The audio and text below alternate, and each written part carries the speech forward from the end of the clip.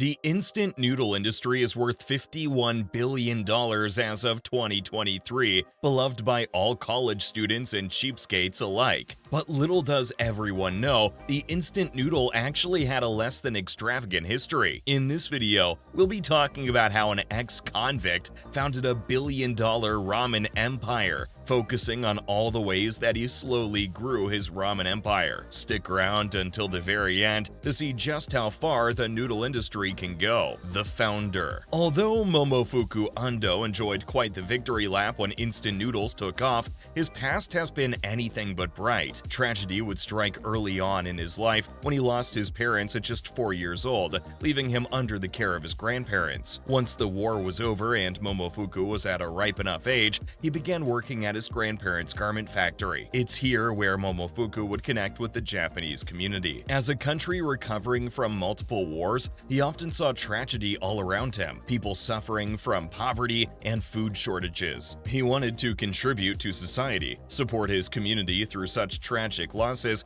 and it's for that reason he decided to build a school in Osaka, Japan, offering scholarships to students all over Japan to jumpstart their development. Sadly, no good deed goes unpunished, because apparently the Japanese government saw scholarships as a way to evade paying taxes. This gave the courts enough reason to throw Momofuku in jail for 2 years. After being released from jail as an ex-convict with no school to return to, he soon turned to the corporate ladder of banking. And oh boy did he climb. He climbed to the very top of the corporate ladder, so far up that it seemed like life was finally throwing him a bone. But once again, all good things must come to an end. His company soon went bankrupt, leaving Momofuku and his wife and children back to square one. But as one door closes, another swings open. No matter how much the world may drag Momofuku, nothing could keep his spirit down. I can do this all day.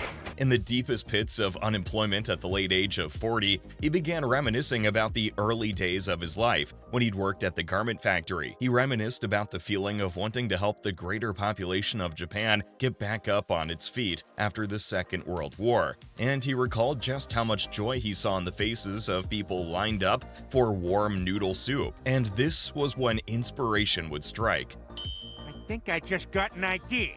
I got glass in my face! Noodle soup is a dish that can surely bring a smile to people's faces, feeding their souls and their stomachs. This was the calling that Momofuku was waiting for, the way he can reach his goal of healing his community one hot bowl of noodles at a time. While some may conclude that starting a noodle cart is enough, Momofuku wanted to solve two things. The noodles had to have a long shelf life, and the noodles had to be easy to cook. And so Momofuku went to work, transforming his backyard shed into his own little food lab, where he would hatch a recipe that set everything in motion. The process. The first thing that Momofuku had to get right was the noodles, which is obviously important for noodle soup. He went through different iterations of his noodle recipe. The perfect recipe for him had to be bouncy, firm, and flavorful enough to not fully depend on the granulated broth he wanted. Eventually, he found a noodle recipe that had everything that he wanted except for one thing: shelf life. His instant noodles were supposed to last for months on shelves without expiring, and this was the first wall that he had encountered in his culinary journey. Just as he was starting to lose hope in his recipe,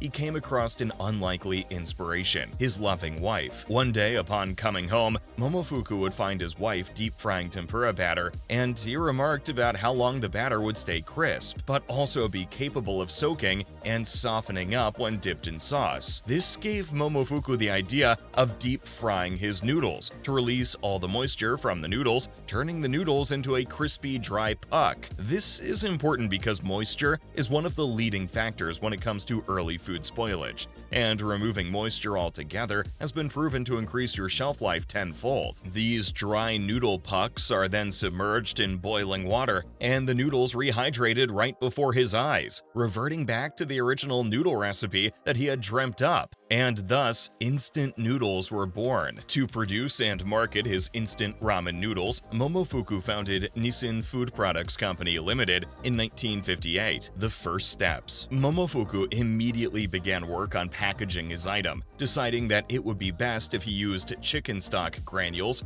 for his first ever product. Chicken was the most favorable choice over beef and pork because chicken doesn't have any religious restrictions, meaning anyone could pick up a packet without the fear of being sent straight to hell. But as accessible as these ramen packets were, they really weren't successful in the early years. Instant noodle packets were simply too expensive when compared to regular, freshly pulled noodles that are sold in restaurants or frozen in stores. Another argument against instant noodles at the time was the lack of freshness that noodles had, and many Japanese folks were turned away by the product's processed look. Because of these reasons, most storefronts refused to invest in Momofuku's instant noodles. But Momofuku wasn't just about to give up on the dream that he had worked so hard to create. No matter how many times storefronts denied him, he still pushed forward with the confidence that his product was the next big thing that can help Japan rise back up to its feet. Thankfully for him, somebody was listening. As his product started gaining a bit of traction in the Japanese market, it caught the eye of one of the biggest car brands in Japan, Mitsubishi. Breakthrough. Yes, you heard right. A car brand was the one to give instant noodles its biggest break. Mitsubishi reached out to Nissin with a common goal: to get Japan back on its feet. Mitsubishi reached out to Nissin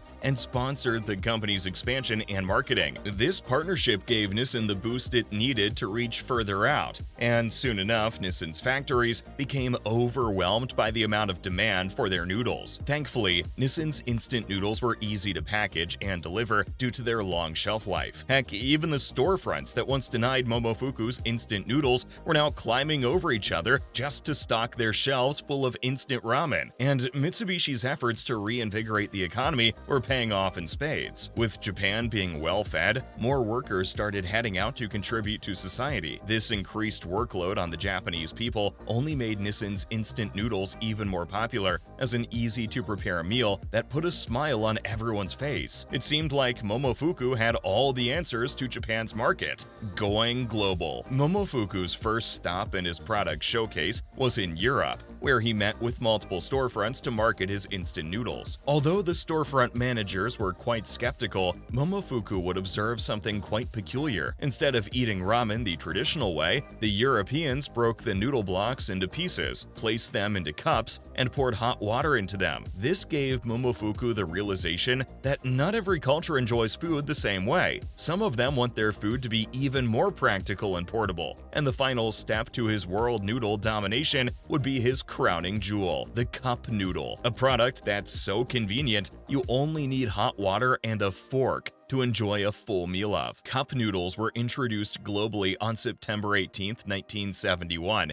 And Nissin has been doing victory laps ever since. Nissin's cup noodles then evolved to cater to different tastes per region. Of course, not every one of Nissin's flavor experiments turned out to be a success, but you can't fault them for being daring enough to try. Momofuku's intuitiveness when it comes to what his market needs is the reason why he's had a lasting mark on the ready-to-eat food industry, and is also the reason why Nissin has grown to be such a billion-dollar company.